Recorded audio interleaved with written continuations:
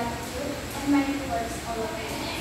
Before I start, please eyes on me and listen carefully, because after my discussion, I have two questions about it.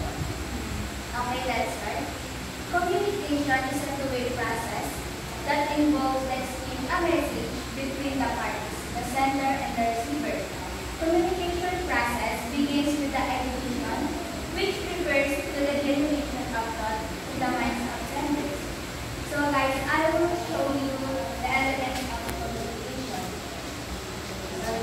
The elements of communication is the sender, encoding, message, channel, decoding, receiver, and the last one is the feedback. So I don't know. The first one is the sender. A sender is someone who creates a message and initiates conversation to inform, influence, or persuade the receiver. So ayun na, yung sender siya yung gumagawa ng message para makagawa sila ng conversation sa receiver kung saan dito sila magkakaroon ng communication. Next is encoding.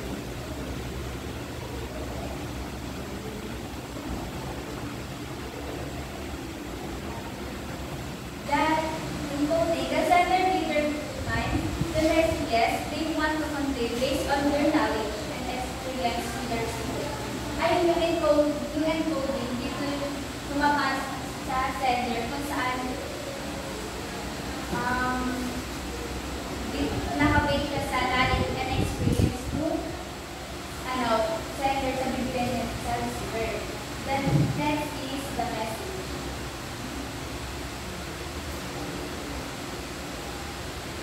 The message is the actual information or subject matter of the communication, which can be verbal or non-verbal. Ito yung message. Pagkatapos sa encoding is message na sunod. Kung saan dito lang ipapadala ng sender, yung message niya papunta kay receiver. The next is the channel. A communication channel is a medium used by a sender to convey their message to the receiver, whether it's oral or written. So yung channel daw, siya daw yung medium na ginagamit ng sender sa paggawa ng message. It's either the written or pa-sabay. And the next is the decoding.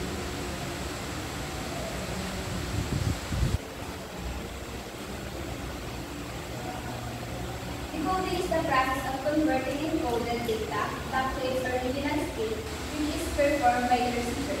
So, yan, yung decoding ay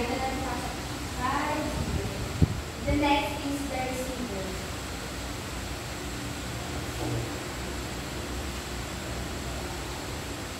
The receiver is the intended recipient of the message, either the person who receives it or the intended recipient.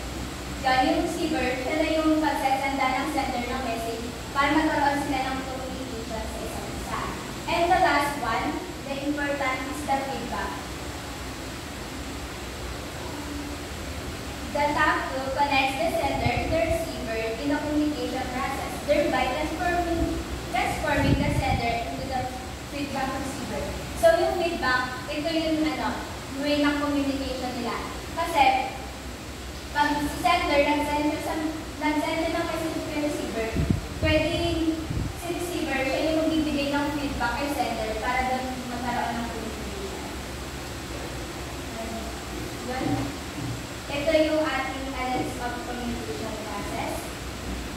And ang pinaka-summary lang ng report ko is kung paano nagsisimula ang communication natin sa ibang tao at kung ano ang nagiging way natin sa pakikipag-communicate. At higit sa lahat, kung paano tayo nagkakaroon ng relationship sa ibang tao dahil sa communication. The communication process is the step we take in order to successfully communicate. Ito na yung two question ko. First question, what are the two parties of communication that involves the exchange of message? Anyone discuss? What are the two parties of communication that involves the exchange of message?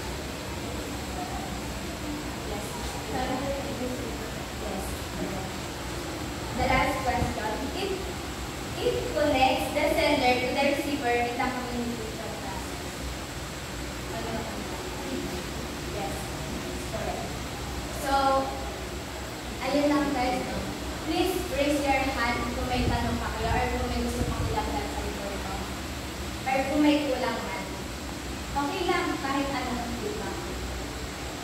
Yan, kung wala na, no? Ang ano lang, lesson for today. Communication is nothing to build a good relationship to other people. Pero kung ayaw nila makipag-communicate, then go, don't force yourself to approach them.